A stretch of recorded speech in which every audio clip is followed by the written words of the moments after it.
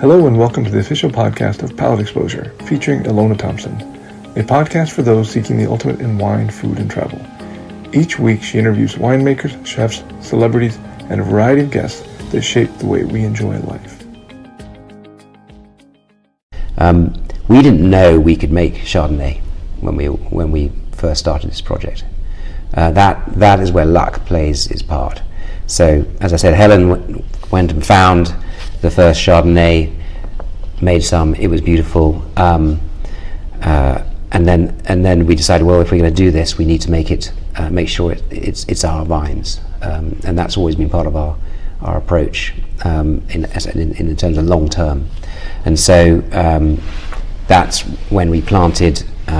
We basically started looking on the mountainside. Where can we do this? We found this exposed ridge above Les Pavots vineyard. It's exposed to the marine breeze that's coming from 30 miles away. It's a gentle breeze most of the time. And so we planted the first vines up there in 1990, and that was Bellecote, which is the neighbouring vineyard to this one. And there's 4 single vineyards up there, 4 Chardonnay single vineyards up there, all next to each other. And so you've got La Carrière, quarry, Bellecote, which means a beautiful slope. Opposite, at the same level, and this is at about 1,400 feet, I think we are at Bellecote. Just looking. Bellecote 1718. Thank you. Okay, so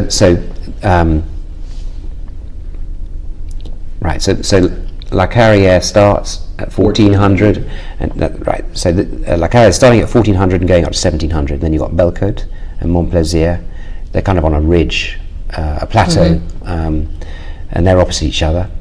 And so Mont Plaisir is 100% estate grown today, and then you've got Marbelfi, which is the highest vineyard, going up to 2,000 feet. And if you stand, there's actually one point where you can stand between all those vineyards in one corner. So they're all right next to each other, but all slightly different characters. Some of them got different clones, a different mix of clones in each vineyard. And it's part of our approach is these single vineyards that express themselves through these different wines. So a quick sidebar note, every vineyard is named in French. So we have California brand that is using French titles to name the site. Why is that? It's as I say, it's recognizing our inspiration. It's classical. We want to make a classical label, be recognized as a classical wine. So it right sets your mind up for that. Yeah. And of course, Helen Turley.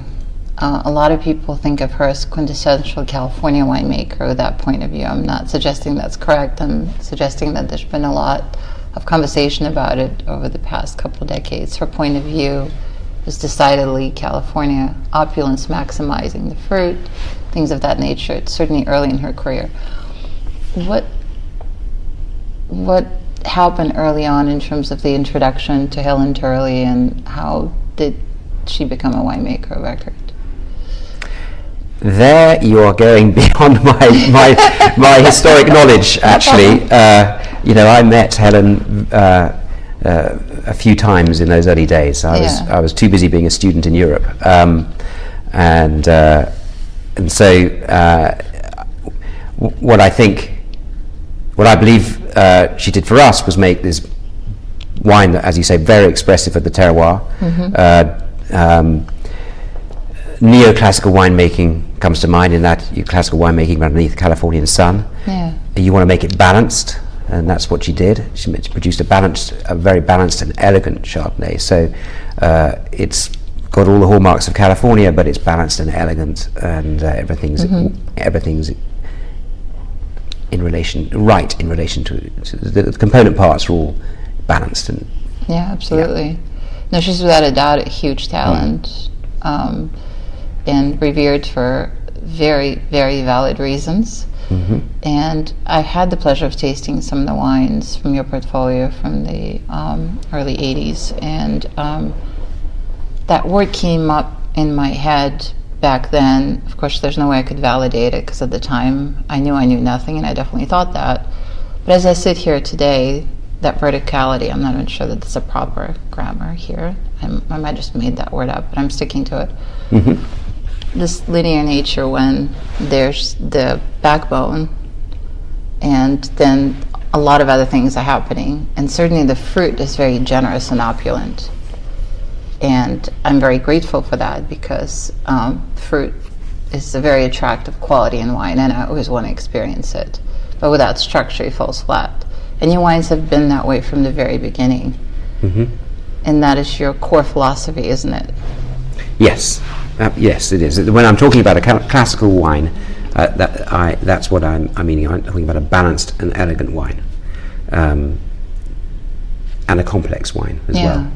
So now this La Carrière is probably the most classical of what we do. It's probably got the most European expression of what we do. I hesitate to call it lean because it's not lean compared to the world's wine. It's not austere. It's not austere, but I think in our lineup, it's probably got the most linear profile in it. Yeah. So yes, flavor profile and style, and it's actually in many ways my favorite of the Chardonnays. Doesn't mean to say there's one's better than the other. No, you're not allowed to have favorites. Yes, it's just I really enjoy La Carrière, and and you know, on the other end of the spectrum, I suppose you've got Ma Belle Fille, and then you've got the two cuvées we do, which is Cuvée Indigène and Point Rouge, which are very expressive and rich is a word that comes into mind there. And with Ma Belle Fille, which means my daughter-in-law, by the way, or my beautiful girl, it's also the highest vineyard. It gets the more sun exposure. It might be above the fog line in the morning. It's going to have the early morning sun, and that's adding that extra layer of richness, which you might love or might suit the moment, or La Carrière might suit the moment. It depends what you're eating and how you are. Absolutely, wine is all about context, isn't it? Point Rouge is a bit of a unicorn wine, isn't it? I remember chasing it back in the day. There was only a few hundred cases produced, so it's a very special site. Is it still made? It is made most years, yes. So I think historically there might have been one or two vintages where we haven't, but yes, it's a cuvée from a number of the vineyards. It's a barrel selection, actually.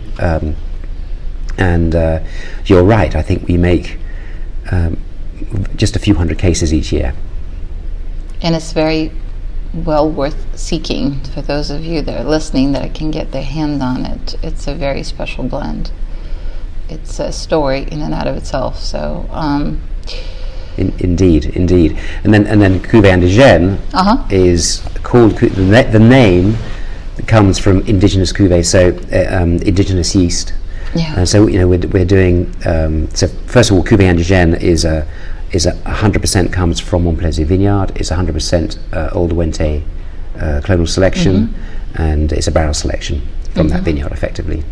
And again, we make a few hundred cases of that. Very precious. But the name, I think it came from Helen, and first of all, indigenous cuvées, a Cuvée Indigène, and then Point Rouge. She was placing a red dot on the barrels, and so in the cellar. So the certain barrels were selected, red dot was on them, little red sticky, and that's where Point Rouge, that name comes from too. Wow, wonderful.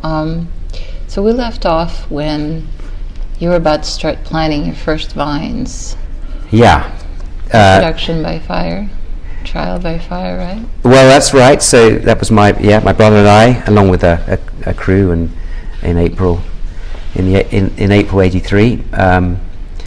We were on our Easter break and up there, boots and shovels, and. How was that for you? I mean, for a teenager, was it fun? Were you kind of resentful that you weren't running around playing? Did you relate to the work? No, it was fun. It was great. It was good. It was good fun. It was good fun, and when you're starting a business, a family adventure like that, it's good to be part of it. And I think both of us recognized that at the time. And unfortunately, there's no photographs of us being up there doing it at the time. Missed that one before the age of the iPhone. No, I do remember it. Nothing like a bit of teenage work. Yeah. So were you bonding with the whole viticultural realm at the time? So I then I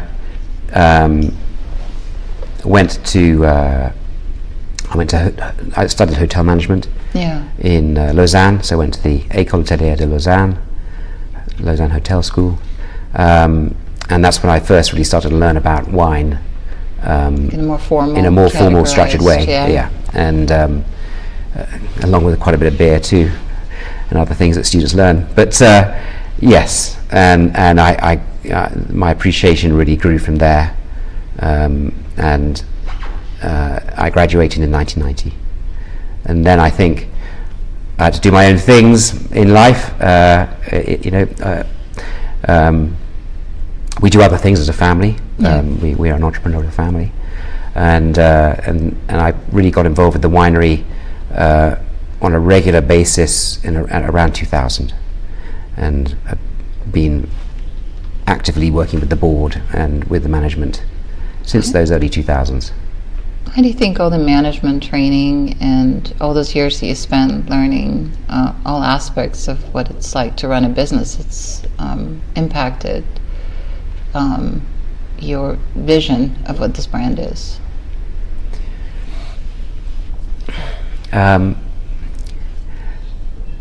It's I think one important part of that is we've always worked as a team.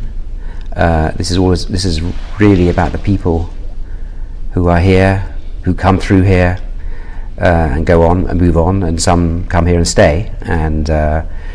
And so I personally love working with people, and appreciate the huge contribution that everybody brings to what the brand is today, throughout the whole winemaking process, growing it. Javier's been with us, our vineyard manager, for 28 years now, I think.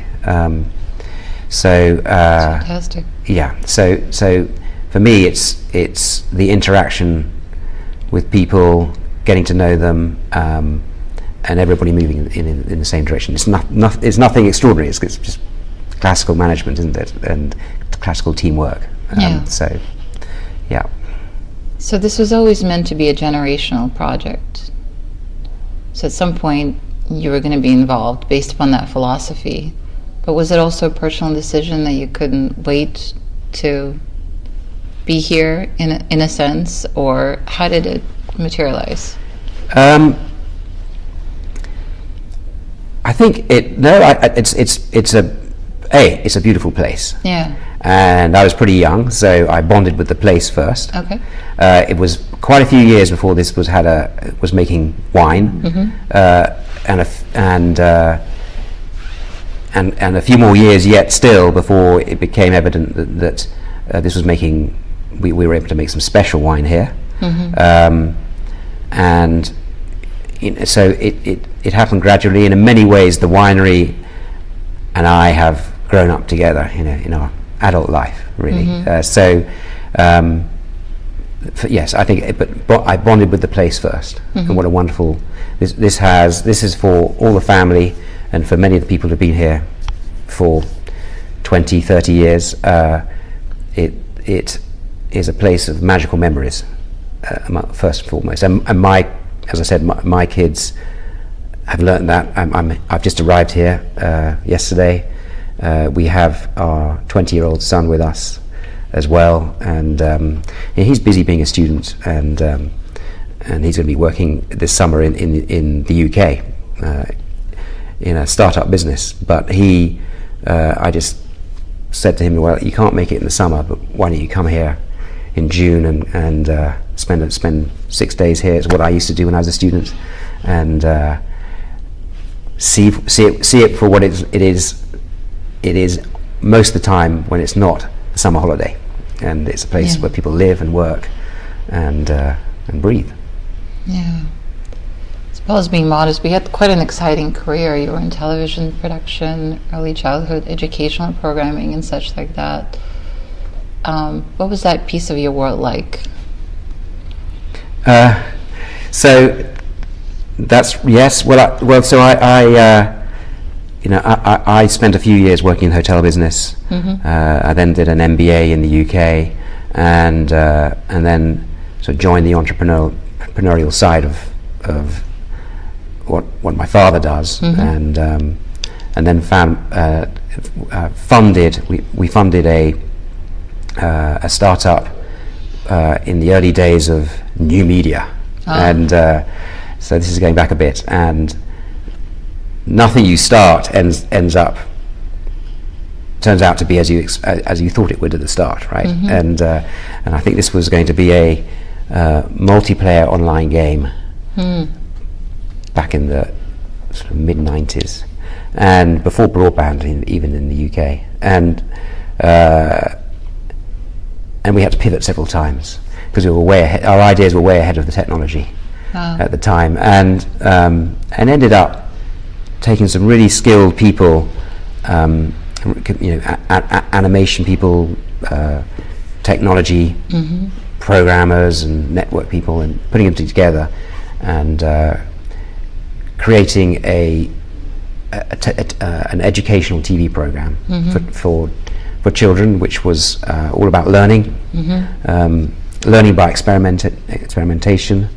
We worked with Montessori quite a lot on that, in developing it, and then we ended up partnering with Sesame Workshop in New York, and creating 65 episodes of beautiful 3D computer animation, very unusual at the time for children's programming, and it was expensive to make, which wasn't necessarily a bad idea. I believe that's how Sesame Workshop originally started, as a children's television workshop, making children's programs with an adult budget. But we made these 65, and they were broadcast around the world. Still are, in fact, still are in various territories, and we earned a few BAFTAs and awards. Yes, something. Is it still something special. You're passionate about? Are you still involved? No. Well, am I still involved? I still. Yes, I still own it, and it's still sold around the world. But I think I then discovered this world of wine, and wanted to get more involved with that. So that's how I found out myself here. Your dad started a radio station, right? So my father started. He's done many things in his life. Right. He in the early 90s, his involvement with radio came about because some radio frequencies were auctioned off, commercial radio frequencies, and this was going to be the first national radio network, as opposed to local commercial radio networks, and they pitched. It was an auction, and my father was part of a team which included a few other major partners as well, and won a bid to launch a classical radio station, a national classical radio station. So it became known as Classic FM, and launched in the early 90s. And I think one of his proud achievements is that there were at the time, when he was involved, there were 500,000 15-year-olds listening to classical music on Classic FM in the UK. And I think it was franchised in other parts of the world as well. And it's still there. It's still Classic FM, still broadcasts. It certainly seems like whatever realm your family members touch, you add a lot of value to it. That's what I'm hearing. And obviously we're lucky to have you in the wine world. Your portfolio is quite extensive, and every wine has its own very distinct persona. And from what I'm learning, it was engineered that way from the get-go. Everything was highly purposeful. Helen Shirley was your original winemaker, and then the second one became. Is it Luc Morlaix, or was no? It No. So we've had a great run of winemakers in our time here. So Helen Turley was with us for a few years, and then she had an assistant winemaker called Marc Aubert. Oh, of course. And so Marc then took over. Around 1992, just thinking about that, and he was our winemaker until about 1999, and so again, so he then, I think he would have introduced the Pinot Noir program with Moulin Rouge at the time, and so we should taste our Pinot Noir in a minute. Yes. As we've mentioned that, so Marc was here for a few years as winemaker. He had an assistant who joined him called Vanessa Wong. Oh. Also, today known as Vanessa Pay. That's right. That's Pay Vineyards. Yeah. Le Moulin Rouge again at the time was Pinot Noir was an outlier. This was way pre-Sideways. Of course, now Pinot Noir is quite a common variety. There's really very hectic pace of planting all over California and Oregon. So it's a completely different scene these days. Back then, not so much. That's right. 1997 was our first vintage of Le Moulin Rouge, named after the nightclub, and so, but a great name for a wine. And of course, and we still make it. It's the one wine we do make which is not estate grown. So that's coming from Bissoni Vineyards in Santa Lucia Highlands. Exuberant fruit. Very exuberant fruit, very expressive. Definitely a Californian Pinot Noir. Yeah. We decided, again, that same decision again, okay, if we're going to make this, we need to make these our own grapes, our own vines, estate grown. And so we set about searching for a property to be able to grow Pinot Noir, because whilst we could grow Chardonnay here, we couldn't grow Pinot Noir. And it's just a little too warm here. So we found this property out on the Sonoma coast, the true Sonoma coast, Fort Ross Seaview, AVA as it is now known. I think it started to become known in those 90s, I guess, and so we planted. So we bought it in 1998, I'm going to say, and we planted in 2006, right? And that's just because we had to overcome many barriers to entry, mostly in terms of regulation out there. So our first vintage was only in 2009, and it's again, it's a very beautiful spot. It's 1 mile in from the Pacific Ocean. The slopes faced inland; they faced east and northeast. And at the bottom of the property is the one fork of the Gualala River, and that brings the marine influence indirectly across those vineyards. They're incredibly steep again, really steep, and they are at about 1,000 feet, so they're above that fog line. Probably maybe a little bit. We're quite far south compared to our neighbours on the true Sonoma coast, most of them. So it's got its own microclimate there, and so what goes on with our neighbour across the valley there isn't necessarily what's going on with our vineyards. So that's really profound out there. But makes these beautiful, elegant Pinot Noirs, of which you have Mud Danseurs in the glass here. And so this is the northern, in fact, it's northeast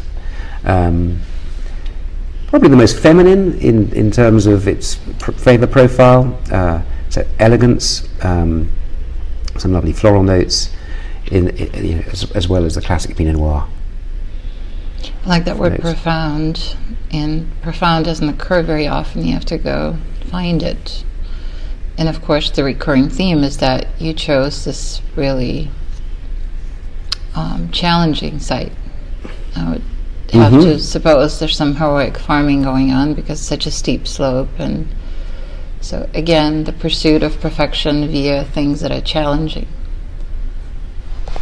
Yes. Never do anything if it's easy, as I said earlier. That was definitely the case out there in Seaview, the Seaview Vineyard as it's called. My father likes to call it a highway connected by 3 vineyards. Wow. Because we had to connect, we had to build some serious bridges. When I say profound, what I mean is this is valleys, this is steep valleys, bringing, and you've got to connect. You've got to be able to get yourself around in order to be able to farm them. So you need to build a proper infrastructure. Right. And so that was probably the other reason we didn't plant until 2009 as well. We had a lot of prepping to do, a lot of environmental studies to do, and considerations to take into account. But we were rewarded with 3 wines that we make out there. So we have Ma Danseuse, which means my dancer, and there's a story behind that name, and I'll come back to that. We have its neighbour is Le Caprice, which means capricious. Pinot Noir is a really capricious grape, very delicate grape, thin-skinned, and but can reward beautifully. And then you have Clos du Ciel, which is probably the warmest of the 3 vineyards, a little bit more, little richer, probably needs a little more time in the bottle, benefits from time, but they're all related. They're all they're all next to each other, rather like the Chardonnays are as well. Ma Danseuse is called Ma Danseuse because my mother was quite she is quite a strong personality, and you'd have to be to live with my father all those years. But she was saying, when am I going to get recognised in this programme? When am I going to have a bottle named after me? And because Ma Belle-Fille was recognising Emily joining the family as a daughter-in-law, Right. And so we had to find a name and a wine, and along came this wine which has got this lovely elegance to it. And my parents met in dancing school. So my father was, they grew up in Croydon, which is South London, part of London, and my mother went to ballroom dancing classes, and my father went and decided to do judo classes. But after one session, he looked across to the ballroom dancing class, and realised he was in the wrong class, and was and joints across the hallway. Was paired up with Mum, and who thought he was a bit too sure of himself, by the way, at the time, to your point earlier. And anyway, they became dancing partners, and the rest is history. And so we found the name Ma Danseuse, dancing through life together. And there's a poem on the back of the bottle. Gorgeous allegory. Wow. There's a poem on the back of the bottle as well, so dedicated to my mother. So, as I say, stories and romance and wine, they all go together very nicely. So They do, and delicious wine, by the way. Thank you. It has in common elegance and refinement, which again is a recurring theme. The conclusion of this interview can be found in the next podcast, already available for your download. Thanks again for tuning in to the official podcast of Palate Exposure, featuring Ilona Thompson.